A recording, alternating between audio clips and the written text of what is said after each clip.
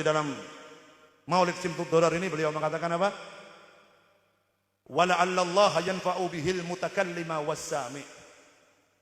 Dan Allah akan memberikan pahala, Allah akan memberikan berkah kepada yang membaca atau yang mendengarkan. Nek jenengan orang moco, jenengan boten maos, tapi jenengan mirengaken. Kalau ini di atas panggung lagi baca, amma ba'du falamma ta'allaqat iradatullahi fil ilmil qadim biduhuri asrani, jenengan mirengaken. Rungokke wae, ora paham ora apa-apa. Yuk artinya apa yuk embuh? Mas artinya apa? Ora ngerti, sementing tak rungokke. Kenapa saya bilang begini? Karena janjinya si pengarang Maulid. Janjinya si pengarang Maulid, wala'allallaha yanfa'u bihil mutakallima wassami. Allah tidak akan membeda-bedakan pahalanya baik yang membaca atau yang mendengarkan. Jenengan enggak baca tapi ikut mendengarkan, maka Allah akan memberikan pahala kepada jenengan. Fayadkhulani fi syafaati hadan nabiy syafi'. Dengan jenengan mendengarkan riwayatnya Nabi Muhammad, maka riwayat yang dibaca manusianya Rasulullah akan memberikan syafaat kepada panjenengan untuk masuk ke dalam surganya Allah Subhanahu wa taala. Syarate nek ora boco dirungokke. Tapi anehnya sekarang kalau majelis maulud, ketika mauludnya dibaca sibuk dengan HP-nya, ketika sholawat dilantunkan baru. Itu pun baik. Karena apa? Karena sholawat juga muji Nabi Muhammad SAW. Karena sholawat nggak mungkin ditolak oleh Allah Subhanahu Wa Taala. Amalan ibadah yang lain umatnya Nabi Muhammad, sholat panjenengan bisa sah, oke, tapi belum tentu diterima oleh Allah. Zakatnya panjenengan sah boleh, tapi belum tentu pahalanya diterima oleh Allah Subhanahu Wa Taala. Sodakoh panjenengan oke dikeluarkan, tapi belum tentu diterima oleh Allah. Ono ditompo, ono ditolak. Seluruh amal ibadah jenengan kejobo solawat. Kecuali solawat. Solawat ini jenengan mau ikhlas gak ikhlas tetap diterima oleh Allah Subhanahu Wa Taala. Solawatnya sing dawa, sing pendek tetap padha wae. Beb kula boten saged selawatan model panjenengan, saged kula sing pendek-pendek. Pripun? Sallallahu ala Muhammad, sallallahu ala Muhammad. Sami beb, sami. Oh nek kula boten sreg beb, saya kalau selawatan harus yang panjang. Allahumma sholli ala sayyidina Muhammadin wa ala ali sayyidina Muhammad. Saya beb, saya. Sing boten saya sing pundi beb, sing ora maca. Apalagi ngomong saiki iki sering beda-bedake. Nyun ngapunten saya harus bicara. Malam hari ini ada Syekh Hermania di situ, malam hari ini ada Zahir Mania di sini. Wis perang. Wah, apik Zahir Mania. Syekh Hermania ora terima, ora iso. Apik Syekh Hermania. Zahir Mania kan pecah nom. Pemimpinnya wis enom. Umur 17 tahun. Aja diwalik 71 ya. Enggak bisa. Enggak perlu. Majelis sholawat dibikin bukan untuk bagus-bagusan, enggak. Kita bikin majelis sholawat bukan untuk saingan. Apa maneh wong sing iki. Beb, saya pun di beb, kitab Simtud Durar, Maulid Barzanji, Maulid Atibai, Maulid Azab, Maulid Dia Ulami, saya pun di. Lebih afdol yang mana? Jawabannya afdol kabeh. Saya pun di beb, saya sedoyo. Yang paling bagus mana? Paling kabeh. Sebabnya apa beb? Ya sebabnya semua kitab Maulid menceritakan orang satu. Mau Dia Ulami, mau Maulid Burdah, Maulid Barzanji, Atibai, Simtud Durar, yang diceritakan ya Kanjeng Nabi Muhammad SAW. Beda bahasa, beda kalimat, tujuannya satu, menambah cinta umat ini kepada Rasulullah. Yang tidak bagus bagaimana beb?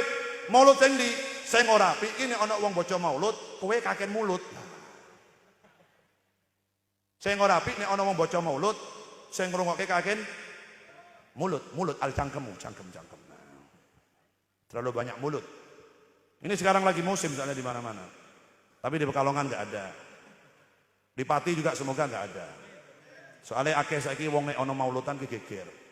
Saya ngadake maulud ora rame, tapi saya ora ngadake maulud sing geger saiki. Alah, kowe MTS napa niki? Thariqatul Ulum. Alah, MTS Thariqatul Umum iki daripada ge maulud kan bangun gedung wae luwih apik. Kowe nggak ngadake maulud entek pirang yuta kowe. Mubadir, pemborosan. Daripada ngundang Az-Zahir kan lebih baik bangun gedung baru lagi. Wonten boten ngeten iki. Di Pati nggak ada ya? Nggak ada ya? Nggak ada yang kelewat maksudnya. Ada. Banyak begitu tuh. Itu namanya kaken huruf shad. Shad ping pindho artinya shad. Ya.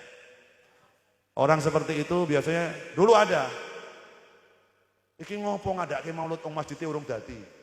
Daripada bikin maulud, lebih baik dibikin pembangunan masjid. Daripada bikin maulud, biayanya lebih baik kasihkan anak yatim. Daripada bikin maulud, lebih baik bikin yang lain. Tak kandani. Sampian iso ngregani masjid, sampian iso ngregani bocah yatim. Laula kalau tanpa mauludnya Nabi Muhammad, Anda tidak akan bisa menghormati anak yatim. Karena panjenengan bisa menghormati anak yatim itu adalah perintah dari Nabi Muhammad SAW. Jenengan bisa menghormati masjid, Baitullah, rumahnya Allah karena mauludnya Nabi Muhammad SAW. Kalau Nabi Muhammad tidak dimauludkan ke dunia, tidak dilahirkan ke dunia, tidak diutus ke dunia, niscaya panjenengan kalian kulo sampai detik ini tidak akan menghormati anak yatim, tidak bisa menghormati masjid, tidak bisa menghormati madrasah. Seluruhnya berkat jasanya maulidin Nabi Muhammad SAW. Makanya Al-Habib As-Sayyid Muhammad bin Alwi Al-Maliki, beliau pernah pernah ditanya oleh orang. Ya Sayyid, wahai Habib Muhammad bin Ali Maliki, menurut panjenengan, afdal pundi maulidin Nabi dengan Lailatul Qadar? Menurut Anda, afdal mana maulidin Nabi dengan Lailatul Qadar? Maka Sayyid Muhammad bin Ali Maliki menjawab apa? Lebih afdal maulidin Nabi Muhammad SAW. Karena apa? Karena seluruhnya di dunia proses ini harus melewati Nabi Muhammad SAW. Hadis kursinya Allah berfirman, laulaka ya Muhammad ma khalaqtad dunya wa ma fiha wa ma khalaqtul aflaq. Allah sendiri mengatakan kepada Nabi Muhammad, wahai kekasihku Muhammad, kalau aku tidak menciptakan dirimu, aku tidak akan ciptakan dunia dan isinya. Kalau aku tidak menciptakan dirimu, aku tidak akan menciptakan surga, neraka, bintang, bulan, matahari, seluruh ciptaanku aku ciptakan karena aku menciptakan nurnya Nabi Muhammad SAW. Di dalam Maulid Simtud Durar, di hadisnya Nabi Muhammad SAW, ketika sahabat Jabir bertanya kepada Nabi Muhammad, ya Rasulullah bi abi wa ummi akhbirni an awwali syai'in khalaqahullah qabla al-asya. Wahai Rasulullah, sampaikan kabar kepada diriku, beritahukan rahasia kepada diriku, apa yang Allah pertama kali ciptakan sebelum Allah menciptakan seluruh ciptaannya. Qala ya Jabir, maka Rasulullah mengatakan kepada Jabir, innallaha khalaqa qabla al-asya'i nura nabiyyika Muhammadin sallallahu alaihi wasallam min nuri. Ketahuilah wahai Jabir, sebelum Allah menciptakan seluruh ciptaannya, sebelum Allah menciptakan apapun, yang pertama kali diciptakan oleh Allah adalah nurku, kata Nabi Muhammad sallallahu alaihi wasallam. Sallu ala Nabi Muhammad. Jadi jangan pernah membanding-bandingkan Nabi Muhammad dengan ciptaan Allah yang lain. Jangan pernah membanding-bandingkan Nabi Muhammad dengan apapun di dunia ini, karena tidak ada yang bisa melebihi keagungan Rasulullah sallallahu alaihi wasallam. Kalau ada orang membandingkan Nabi Muhammad dengan yang lain, itu sama halnya dia menghina Rasulullah sallallahu alaihi wasallam. Karena apa? Gak ada yang akan bisa menandingi keagungan, kehebatan, ketampanan, keluarbiasaan Nabi Muhammad sallallahu alaihi wasallam. Karena Rasulullah diciptakan oleh Allah yang paling, jadi gak ada yang bisa melewati Nabi Muhammad. Nek arep banding iki sing wajar. Makhluk dengan makhluk, tapi selain Nabi Muhammad baru oke. Kalau semuanya disejajarkan dengan Nabi Muhammad, nggak ada yang bisa melewati Rasulullah sallallahu alaihi wasallam. Bahkan dikatakan Nabi Yusuf alaihissalam yang dikatakan di dalam Al-Qur'an adalah Nabi Rasul sing paling ganteng. Siti Aisyah pernah mengatakan, wanita-wanita yang berada hidup di zaman Nabi Allah Yusuf, ketika melihat Nabi Yusuf keluar dari rumahnya, mereka tidak berasa memotong jari tangannya karena melihat tampannya Nabi Yusuf. So bayangke gantengnya Nabi Yusuf kaya apa? Nabi Yusuf lewat, wong wedok nyawang ke Nabi Yusuf, tangannya kepotong, darahnya mengalir, gak berasa sakit karena masih melihat tampannya Nabi Allah Yusuf alaihissalam. Wis ora iso dibayangke gantengnya Nabi Yusuf. Maka Siti Aisyah, garwane Kanjeng Nabi, istrinya Rasulullah mengatakan, wanita-wanita di zaman Nabi Yusuf melihat wajahnya Yusuf yang terpotong tangannya. Tapi seandainya wanita yang berada di zaman Nabi Yusuf, mereka melihat wajahnya Rasulullah SAW, bukan hanya tangannya yang terpotong, tapi hati mereka akan terpotong kecil-kecil. Karena apa? Karena patah hati tidak bisa mendapatkan Nabi Muhammad SAW. Loh, sallu ala Nabi Muhammad. Hebatnya Nabi Muhammad. Nabi Yusuf tangannya kepotong, tapi kalau melihat wajahnya Nabi Muhammad, bukan hanya tangannya, hatinya mereka pun teriris-iris. Kata Siti Aisyah, istrinya Rasulullah SAW. Berarti bisa dibayangkan, dikatakan oleh para ulama, ketampanan Nabi Yusuf itu diberikan 30% tampannya Nabi Muhammad diberikan ke Nabi Yusuf. 30%. 70%-nya masih ada di Nabi Muhammad ketampanannya. Ojo dibayangke, angel. Bayangke angel. Susah dibayangke. Ada yang tanya kepada saya, loh Beb, kalau memang Nabi Muhammad itu tampannya melebihi Nabi Yusuf, kenapa di Al-Quran tidak ada sejarahnya perempuan-perempuan teriak-teriak dengan Nabi Muhammad? Kenapa tidak ada? Kok yang ada di Al-Quran sejarahnya Nabi Yusuf?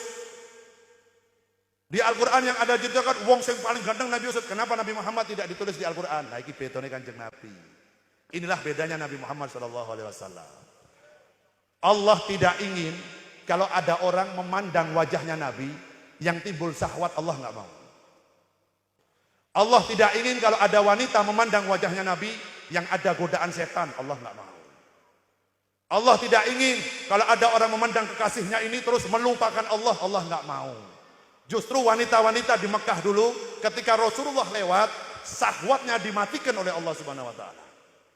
Seluruh wanita yang bukan muhrimnya, yang bukan istrinya Nabi Muhammad, apabila melihat wajahnya Nabi Muhammad dari kejauhan, nafsu wanita tadi dimatikan oleh Allah. Sehingga tidak ada yang teriak-teriak kalau lihat Nabi Muhammad. Padahal teman luar biasa. Lagi ganteng ya. Ya, saya dapat berapa persen, Anda tahu.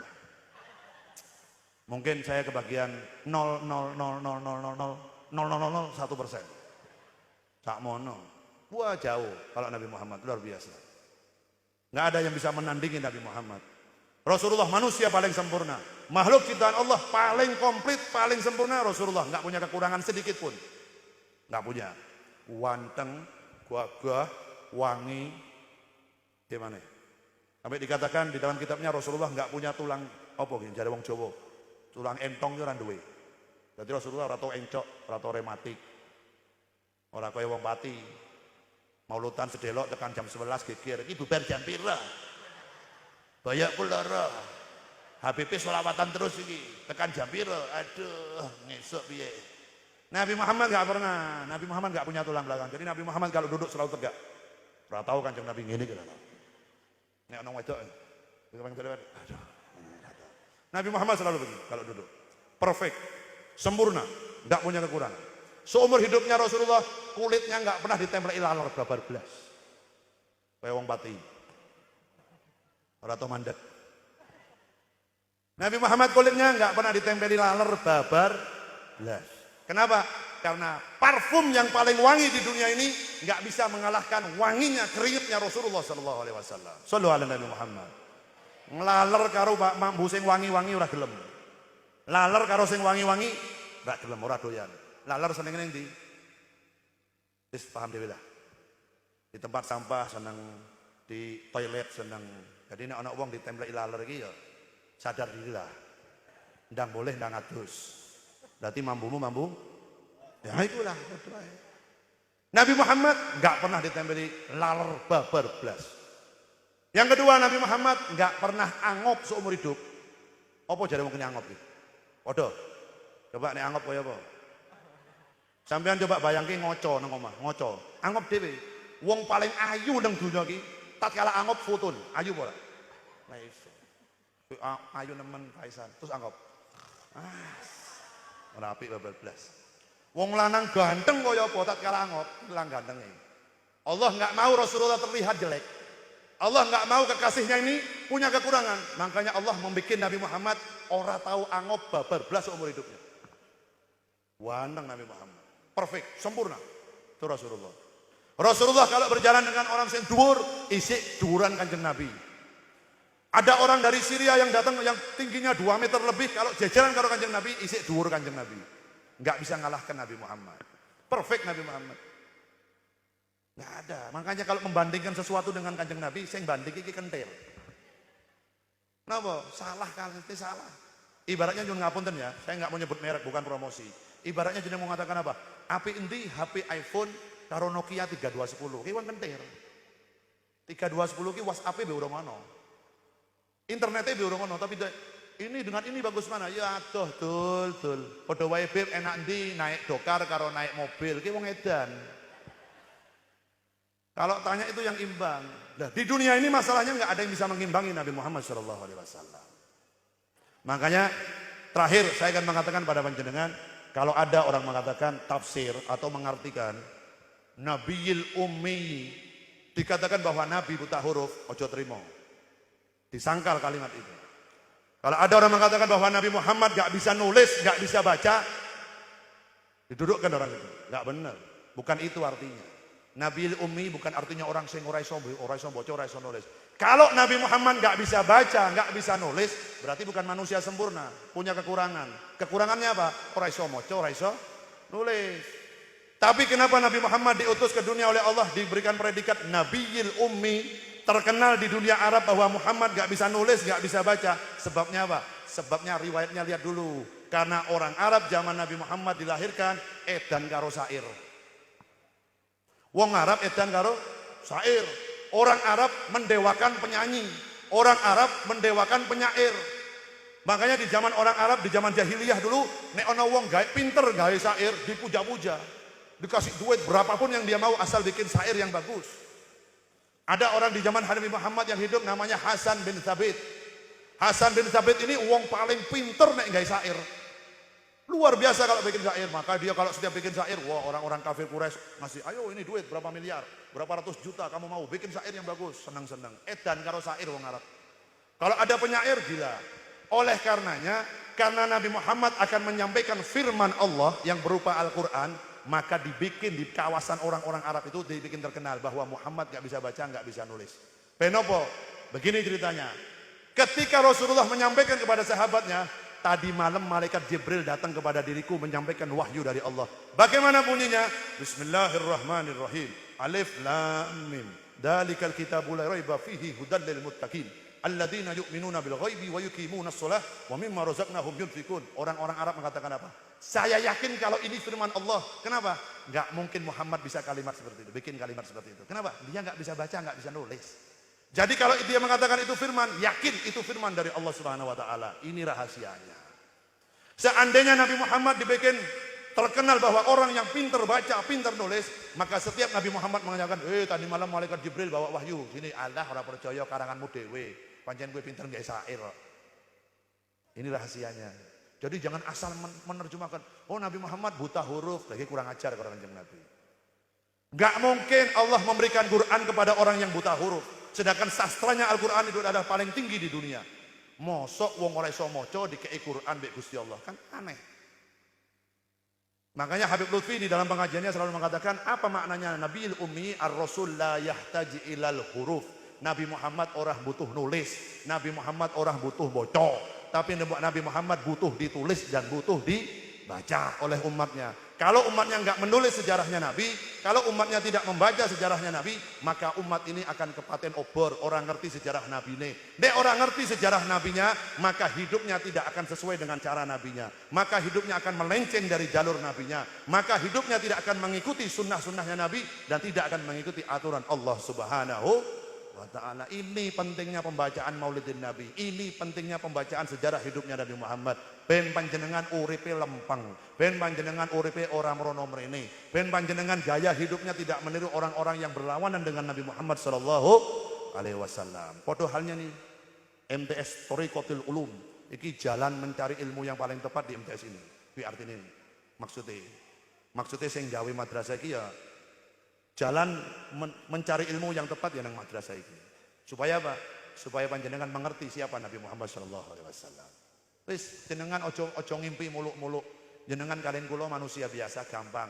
Ojo ngimpi muluk-muluk gampang. Siji wae lah. Tujuan panjenengan kalian kula satu. Mulai dari malam hari ini ditetapkan kita punya keyakinan apa? Tujuan kita satu. Bagaimana caranya? Piye carane biar kita bersama dengan Nabi Muhammad sallallahu alaihi wasallam. Itu aja. Sudah. Dah ojo duwe keinginan pengin sugih, pengin duwe iki percuma. Dah. Kuatkan niat kita, bagaimana caranya saya bisa mimpi kanjeng Nabi, piye carane aku bisa yabdotan kanjeng Nabi, berjumpa dengan Nabi dalam keadaan sadar tidak tidur. Kuatkan itu aja. Dengan apa? Sing akeh maca selawat. Mau tidur, sallallahu alaihi Muhammad, sallallahu alaihi Muhammad, sallallahu alaihi Muhammad turu. Tangi turu, kelingan kanjeng Nabi. Mau tidur, ingat kanjeng Nabi. Mau apapun, ingat kanjeng Nabi. Insya Allah nggak lama lagi kita akan bermimpi berjumpa dengan Rasulullah sallallahu Alaihi Wasallam. Dan manusia yang paling sukses apabila dia bisa berjumpa dengan Nabi Muhammad Sallallahu Alaihi Wasallam. Bukan yang punya mobil mewah, bukan yang punya rumah gedung, bukan yang punya sawah berhektar-hektar, bukan yang punya jabatan titel yang tinggi, itu bukan sukses. Yang paling sukses apabila dia bisa berjumpa dengan Rasulullah Sallallahu Alaihi Wasallam. Mantapkan hati kita. Saya doakan semua yang hadir malam hari ini, semoga nggak lama lagi bisa berjumpa bermimpi Rasulullah Sallallahu Alaihi Wasallam. Dan semoga bukan hanya bermimpi, tapi insya Allah semoga yakdotan dengan Nabi Muhammad Sallallahu Alaihi Wasallam. Dan semoga Allah memanjangkan usia kita dalam keadaan sehat wal afiat. Allah memanjangkan usia kita dalam keadaan taat kepada Allah dan Rasulnya. Dan semoga kelak diakhiri usia kita dengan menyebut kalimat La ilaha illallah Muhammadur Rasulullah Sallallahu Alaihi Wasallam, meninggal dalam keadaan husnul khatimah. Itulah yang paling didambakan oleh seluruh umat di dunia ini, khususan umatnya Nabi Muhammad Sallallahu Alaihi Wasallam. Semoga kita bisa mendapatkan husnul khatimah di akhir usia kita. Allahumma amin ya rabbal